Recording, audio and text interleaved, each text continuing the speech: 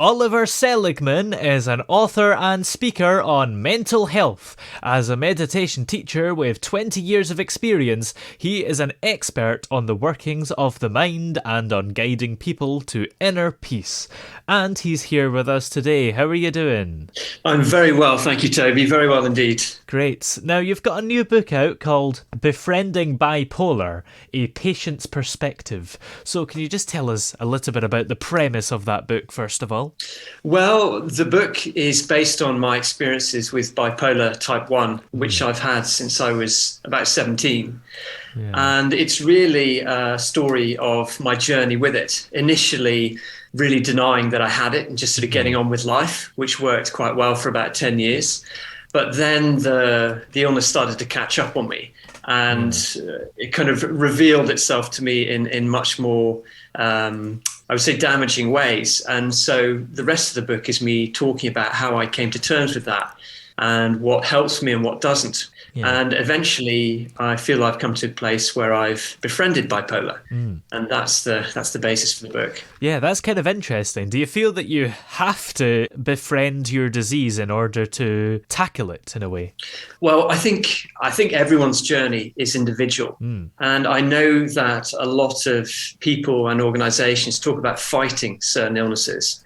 It's very common for people to fight cancer or to fight mental health problems. Yeah. But my experience was that was not the most effective way for me, and that it really wasn't such a good idea to fight something that is such an intrinsic part of me. So I was kind of beaten down by life and by the illness, and also by my attitude to it, to come to a place where I started to accept it. Yeah, definitely. And then things really started to change for the better.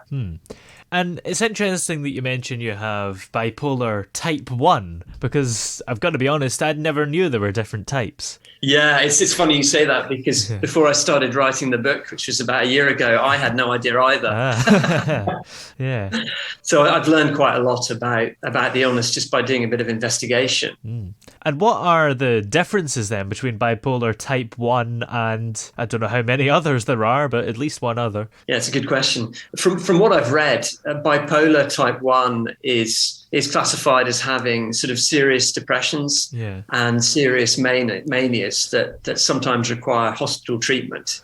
You can also have a thing called psychoses within bipolar type 1. And bipolar type 2, you can still have serious depressions, but generally speaking, you would have a thing called hypomania, which is not quite as serious as mania, but can still have a pretty big impact on people's lives. And you would tend not to have psychoses. There are other types as well, but sort of cyclorhythmia or something, but I don't actually know anything about those. Oh, right, okay. You've written in the book about things that have helped you along the way. What are some of those things? Well, that's a good question. I think probably one of the most important would be learning to ask for help. I think for me, I tried to kind of just get on with things by myself. And, I took a bit of help here and there, but I never really stepped back from the illness and kind of admitted that I really was actually, I had and I have quite a serious mental illness. And I perhaps need to have more support in that. So that would be the first one.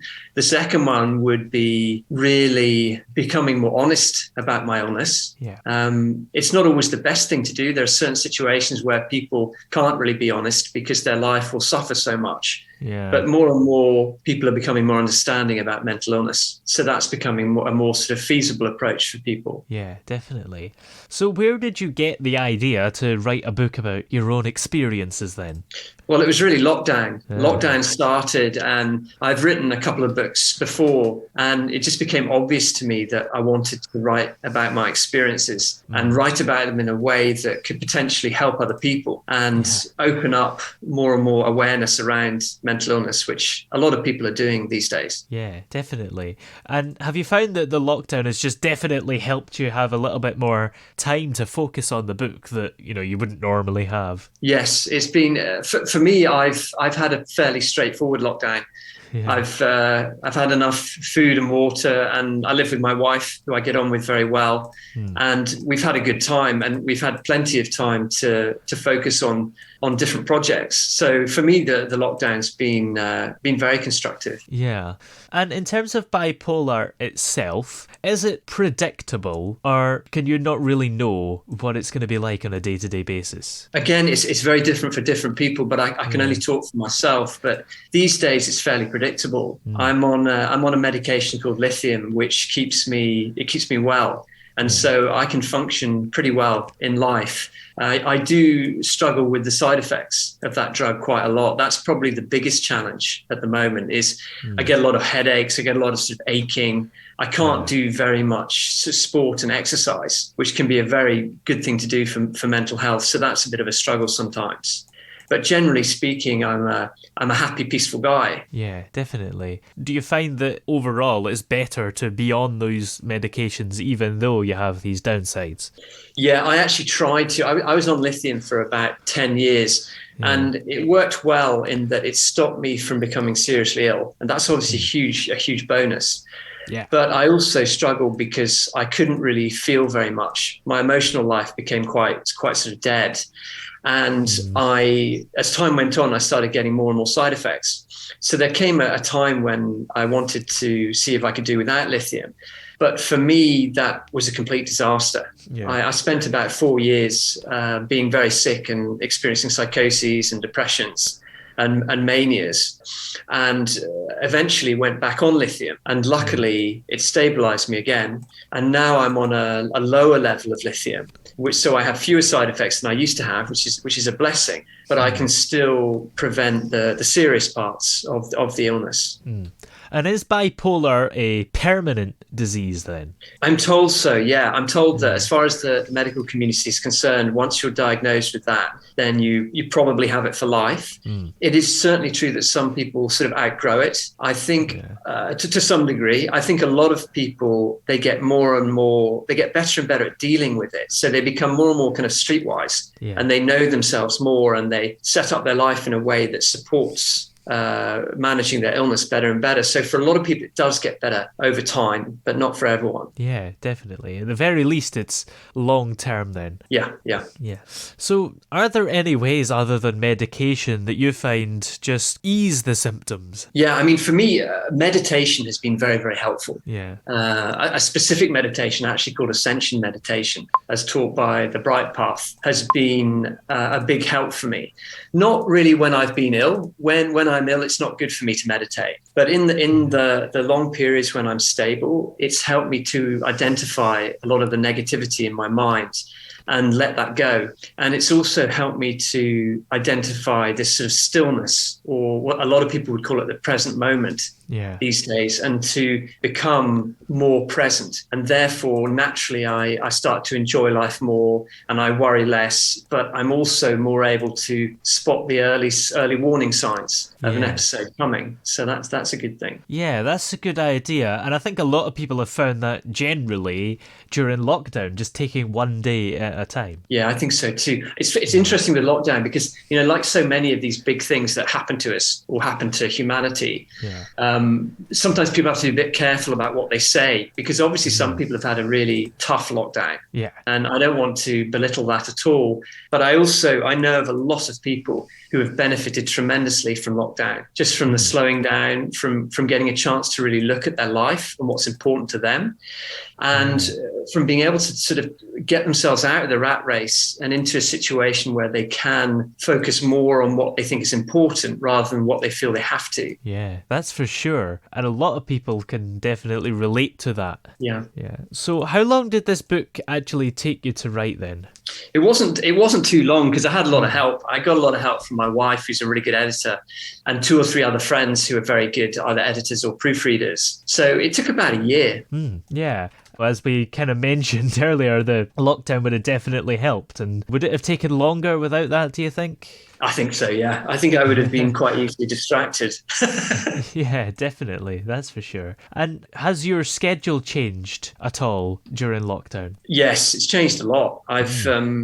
I've been much less busy. And when I have been busy, it's been me sort of choosing to be busy, because I've been focusing on first of all, writing the book and getting it edited, and now on getting it out there. Yeah. And so a lot of my time now is, calling up people like you and trying to get radio interviews and podcasts and putting it out on social media. But I can choose when I do that. So that's nice. Yeah. And how does a change of routine affect you mentally then? That's a great question. I think in general, if I keep my stress levels fairly low, then a change in routine is fine. I think the danger for me is if I start to get a bit stressed, or if I start to feel overwhelmed and I don't back off. Yeah. So basically, if lockdown was the complete opposite, where you went from doing nothing to everything, that would be a bad scenario. I would struggle with that. Yeah. And I would become very grumpy. Yeah, definitely. I think that would probably be even worse, because a lot of people would not like that at all. I think so, yeah. Yeah. So, what do you like to get up to in your free time when you're not writing books? I love watching rugby. I'm a big fan of the Scottish rugby team. Yeah. So I watch a lot of rugby. I listen to a lot of rugby podcasts. I have a pretty gentle life, really. I just spend time with my wife and friends, go to coffee shops or go out for a meal or have a meal. Not nearly as exciting as it was 20 years ago. Yeah, definitely. And of course, you've written other books as well, right? Yes, I have, yeah. Yeah. Well, I wrote a book about 8 years ago called The Broker Who Broke Free, because I used to be a sales trader at a big investment bank called Merrill Lynch in London and New York. And I also worked at another one in Canary Wharf called Morgan Stanley. And it's my story. I was a young man. I wanted to make as much money as I could, as quickly as I could, because then I thought I could buy a place on the beach in Thailand and be happy. But it didn't quite go to plan, because I got more and more miserable working. And although I was starting to make better and better money, I was getting more and more unhappy. And so eventually I quit, and I had I wouldn't call them near-death experiences. They weren't quite that dramatic, but they were brushes with death. And learned to meditate after that, kind of suddenly realized, gosh, I've got to do something different with my life. Yeah. And then became a monk and spent 20 years traveling the world helping people to find peace. Yeah, that's incredible. And what's it like being a monk? It's really nice. It's really, because it's not a religious monk, so I'm not sort of tied to a belief system. It's a monk who's dedicated my life to finding more peace and happiness and helping other people find that if they're interested. So it's not very evangelical, which is rather nice. Yeah. So if it's not religious, is it kind of like not even the stereotypical image of a monk then? Not really. The part about it that's really monk-like is the fact that I've made this dedication, and it's a serious dedication that I try to honour every day. That's really the monk part of it.